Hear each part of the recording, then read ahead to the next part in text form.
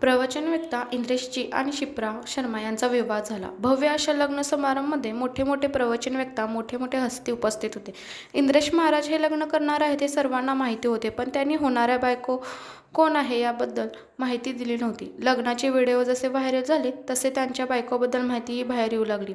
इंद्रेशजीच्या बायकोचे हे दुसरे लग्न आहे. या दोघांनी लव्ह मॅरेज केले आहे. तसेच ती वेगळ्या धर्मातील आहे वगैरे.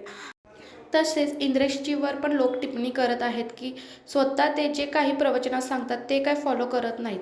हे बघा, प्रवचन करत आहे हे काही देव किंवा संन्यासी नाहीत. आपल्याला देवाने डोके दिले आहे. आपण त्यांच्या प्रवचनातून कोणती गोष्टी घ्यावी हे आपल्याला कळायला हवं. त्यांनी लग्नासाठी खूप सारा पैसा खर्च केला आहे, कारण त्यांच्याकडे तेवढे पैसे आहेत.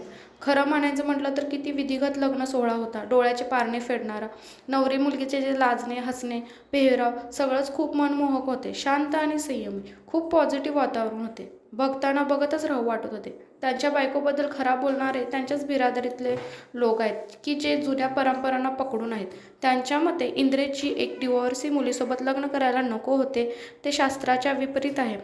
खरंच मला इंद्रेशजी महाराजांचे कौतुक वाटते. त्यांनी त्या मुलीचा पास न बघता तिला स्वीकारले. आपल्या होणाऱ्या अर्धांगिनीला तिच्या जुन्या गोष्टीमुळे भविष्यात काही त्रास होऊ नये म्हणूनच त्यांनी तिच्याबद्दल माहिती लपवली असेल. इतकं काळजी करणारा, प्रेम करणारा नवरा भेटणे ही भाग्याचीच गोष्ट आहे ना.